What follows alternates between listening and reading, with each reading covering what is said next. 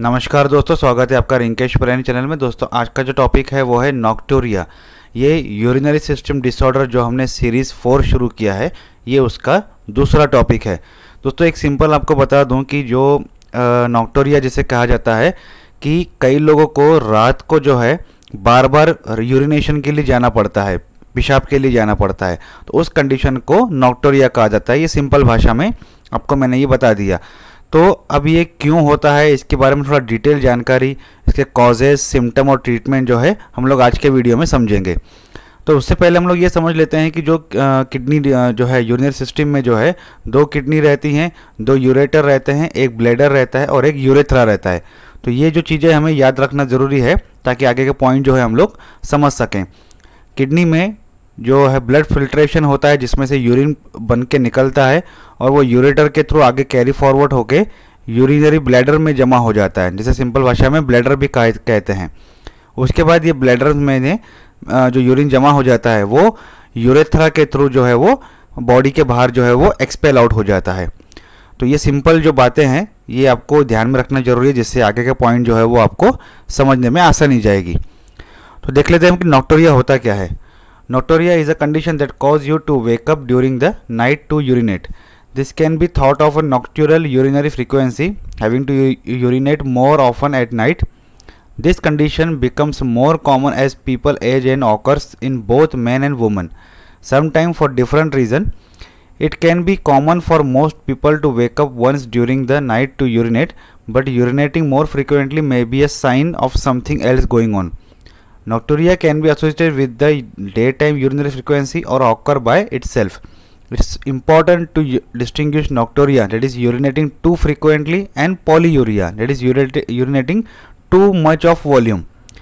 तो पहले ये समझ लीजिए कि नॉक्टोरिया और पॉलीयूरिया में क्या फ़र्क है। नॉक्टोरिया में क्या होता है कि बार बार पेशाब के लिए जाना पड़ता है। ये ज़रूरी नहीं है कि आप ज़्यादा पेशाब करेंगे या फिर थोड़ा पेशाब करेंगे, हो सकता है आपकी क्वांटिटी कम हो या हो सकता है ज़्यादा भी हो। तो इसे सिंपल भाषा में नॉक्टोरिया कहा जाता है अगर आप बार बार जा रहे हैं तो। और पॉलीयूरिया में क्या होता है कि आप यूरिनेशन के लिए जो जाते हो तो जितना क्वांटिटी यूरिनेशन का होना चाहिए उससे ज़्यादा आप एक्सपेल आउट कर रहे हो, तो उसे पॉलीयूरिया कहा जाता है। ऐसा क्यों होता है हम लोग आगे देखेंगे। उसके बाद ये जो कंडीशन है ये दोनों में होती है, पुरुषों में भी होती है और स्त्री में भी होती है। उसके बाद जो नॉर्मल यूरिनेशन होता है, कभी कभी मान लीजिए आप एक आध बार उठते भी हैं पेशाब के लिए, तो इतनी कोई सीरियस बात नहीं होती है ये। लेकिन बार बार ये होना और रेगुलर बेसिस पे होना, इसका मतलब ये है कि कुछ ना कुछ जो है वो फॉल्ट जो है हमारी बॉडी में है। तो इसका जो है प्रॉपर तरीके से ट्रीटमेंट लेना और इसके बारे में समझना काफ़ी ज़रूरी हो जाता है। तो ये देखना कि क्या साइन है, क्या सिम्टम्स हैं, ये समझना काफ़ी ज़रूरी होता है। कभी कभी क्या होता है, नॉक्टोरिया को ऐसा माना जाता है कि नाइट के टाइम पे ही ज़्यादा पेशाब आता है, लेकिन कभी कभी ये डे टाइम में भी ज़्यादा होता है। तो इसके अलग अलग क्लासिफिकेशन है, वो समझना ज़रूरी रहता है। तो अब देखते हैं कि कौन से जो हैं इसमें कॉजेज़ हैं। तो कॉजेज़ जो है वो कई तरीके के हैं, डिपेंड करता है कि कौन सा टाइप का नॉक्टोरिया है।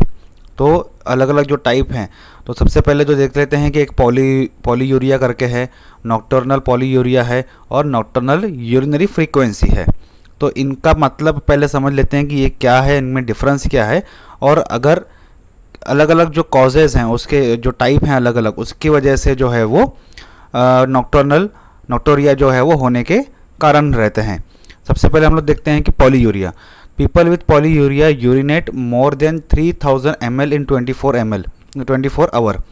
This is usually caused by there being too much water filtered by the kidney. It can also happen if something is in the urine pulling the extra water out, such as sugar, glucose. The cause of polyuria can include high fluid intake, untreated diabetics, that is type 1 and 2, diabetic insipidus और gestational diabetes. Gestational diabetes जो रहती है वो pregnancy के वक्त जो होती है उसे जेस्टेशनल डायबिटीज़ जो है वो कहा जाता है।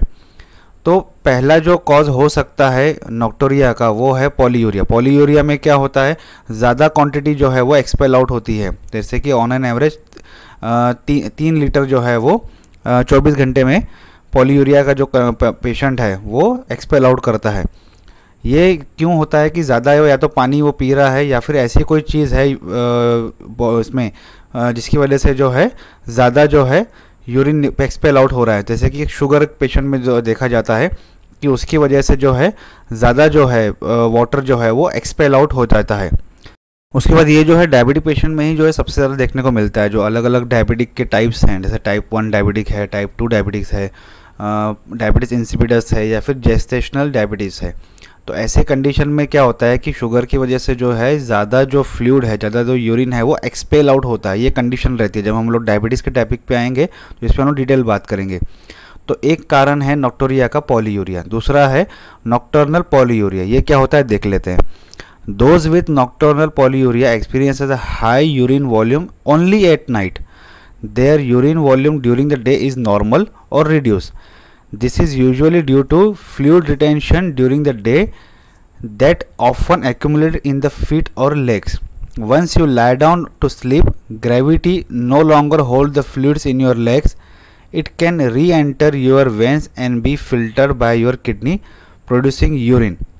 तो इसमें क्या होता है नॉक्टर्नल पॉलीयूरिया में कि ज़्यादातर जो यूरिन है वो बड़ी क्वांटिटी में, ज़्यादा क्वांटिटी में जो आप एक्सपेल आउट करते हैं, शरीर के बाहर निकलता है, लेकिन ज़्यादातर ये रात के समय में होता है। दिन के समय में जो इसका यूरिन एक्सपेल आउट होता है वो नॉर्मल रहता है या फिर बहुत ही कम रहता है। तो ऐसा क्यों होता है? नॉक्टर्नल पॉलीयूरिया में क्या होता है कि जो ग्रेविटी की वजह से जो हमारे बॉडी का जो फ्लूइड रहता है वो पैरों के अंदर जो है वो जमा हो जाता है। कभी कभी स्वेलिंग भी महसूस होती है।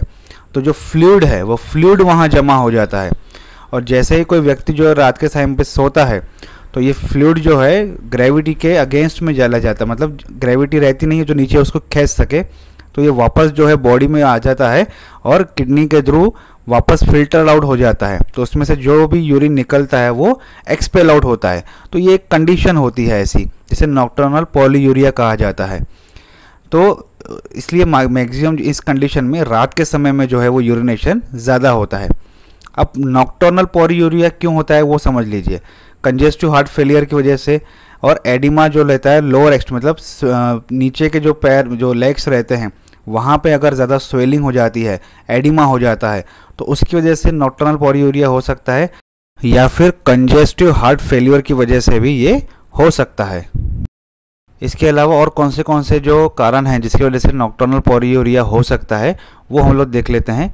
Sleeping disorder such as obstructive sleeping apnea, मतलब ब्रीदिंग इन इज इंटरप्टेड और stop many time during the sleep. क्या होता है कि एक ऑब्स्ट्रक्टिव स्लीप एपनिया एक कंडीशन है जिसमें क्या होता है कि जो नींद है आपकी जो बार बार टूट जाती है। क्यों? क्योंकि आपको ब्रीदिंग प्रॉब्लम हो जाती है। आपकी ब्रीदिंग या तो रुक जाती है या फिर सही तरीके से नहीं होती, आपको एक घुटन सी महसूस होती है।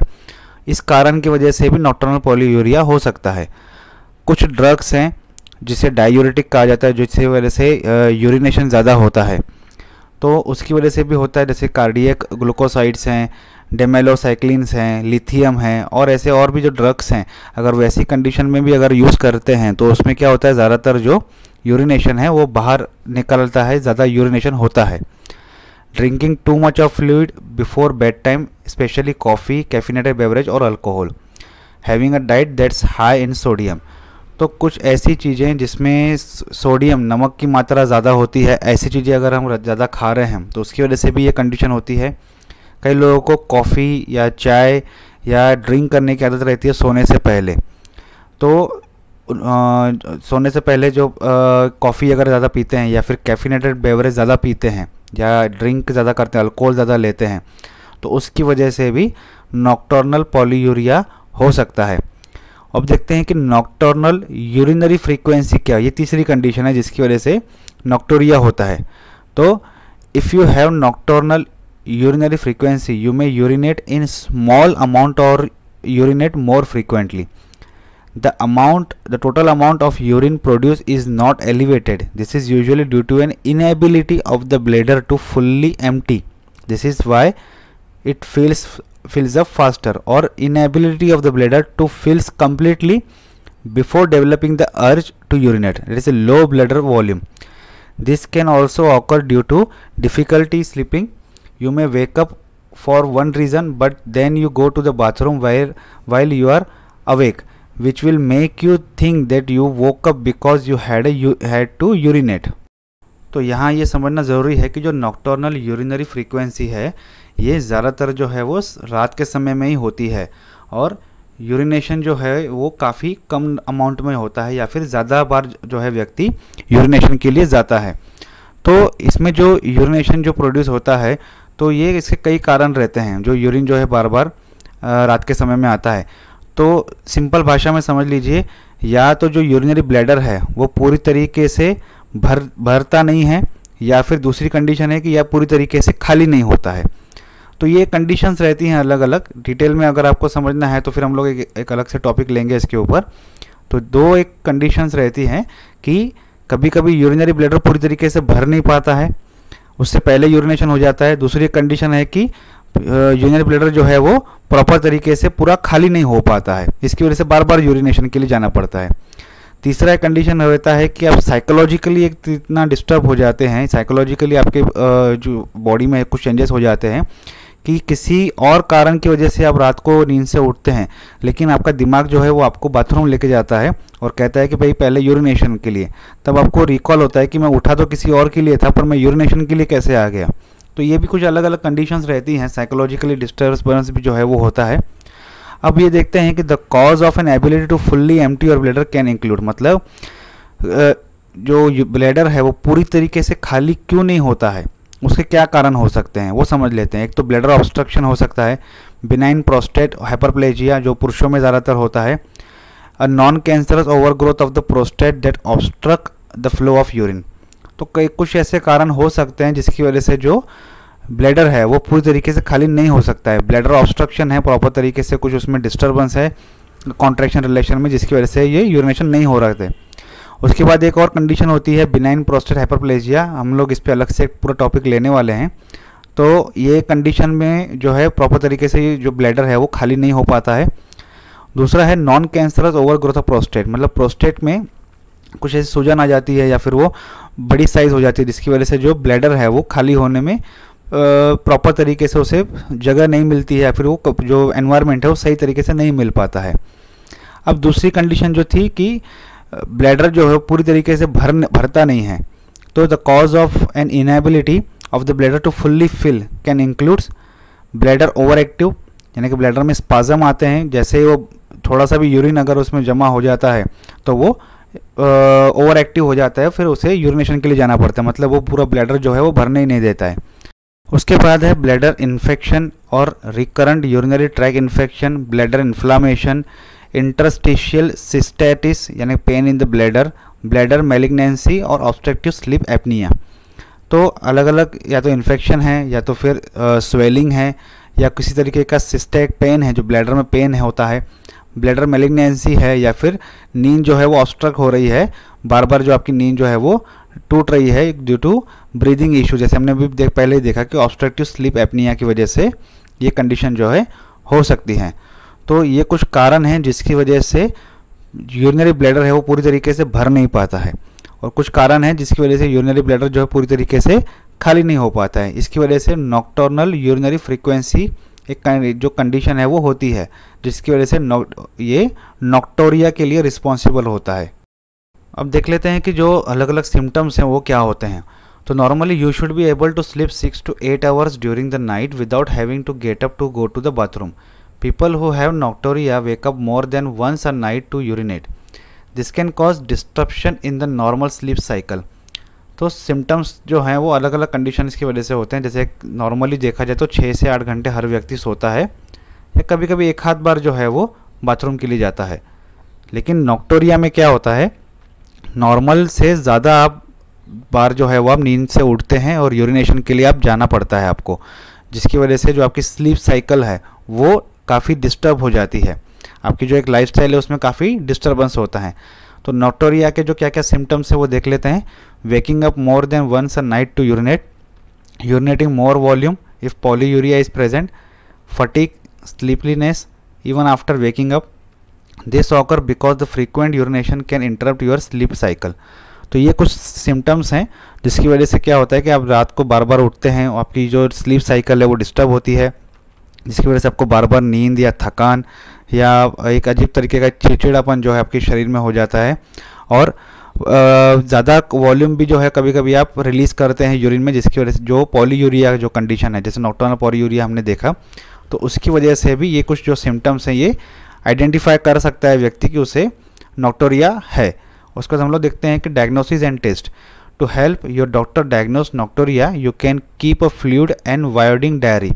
वायोडिंग डायरी, इसे ब्लेडर डायरी भी कहा जाता है, मतलब एक डायरी दी जाती है आपको, या फिर आप डॉक्टर जो है नोट करते हैं, या फिर आपको ही दी जाती है कि आप जो है कुछ डाटा जो है, कुछ चीज़ें जो है उसमें रिकॉर्ड करें, जिसकी बेसिस पे डॉक्टर जो है वो आगे की ट्रीटमेंट जो है वो डिसाइड करेगा। तो ये प्रॉपर तरीके से हर व्यक्ति को करना पड़ता है। अगर डॉक्टर आपको खुद कह रहा है कि एनालाइज कीजिए, तो कई लोग क्या करते हैं, कुछ चीज़ें छुपा देते हैं, तो इसमें छुपाइए नहीं, जो एग्जैक्ट कंडीशन है आप प्रॉपर तरीके से आप डायरी में लिखिए। वायोडिंग डायरी को ब्लेडर डायरी भी कहा जाता है।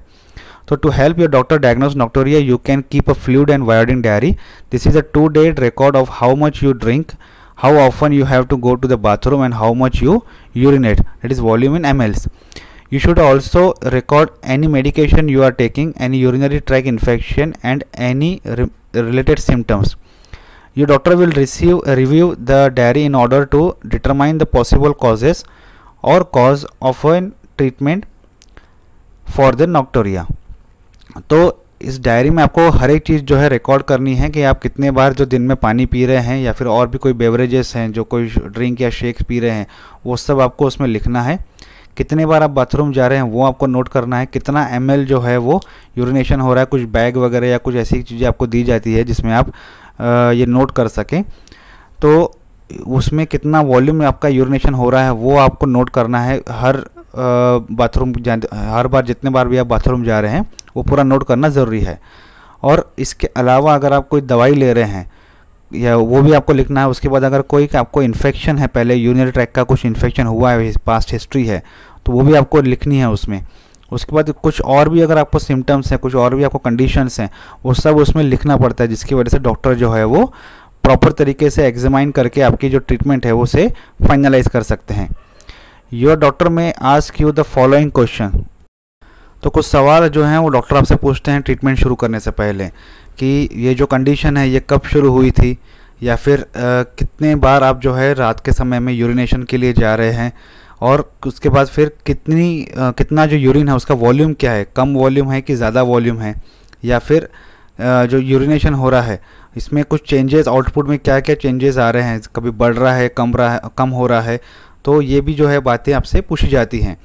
रात के समय में आप कैफ़ीन लेके, या फिर जो कैफिनेटेड ड्रिंक्स रहते हैं, कॉफ़ी हो गई या फिर कॉफिनेटेड कुछ शेक्स रहते हैं, तो ये लेके आप अगर सोते हैं तो वो भी आपसे पूछा जाता है।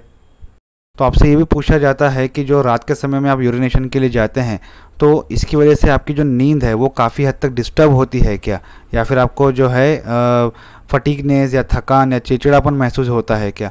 तो ये कुछ सवाल पूछे जाते हैं। अगर अल्कोहल के बारे में पूछा जाता है कि आप अल्कोहल लेते हैं क्या, अगर आप लेते हैं तो कितना क्वांटिटी में लेते हैं, वो पूछा जाता है।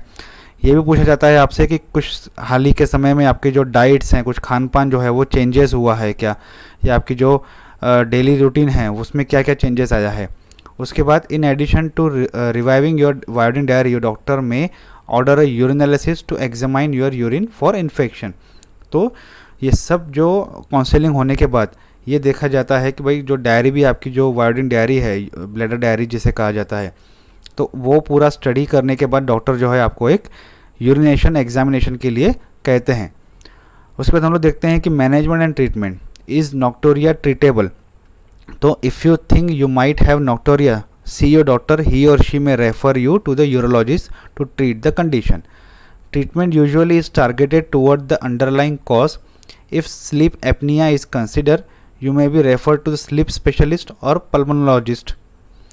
If prostate enlargement is a cause, medication or surgery may be needed. तो अगर ट्रीटमेंट जो है वो डिपेंड करेगा कि क्या कंडीशन है।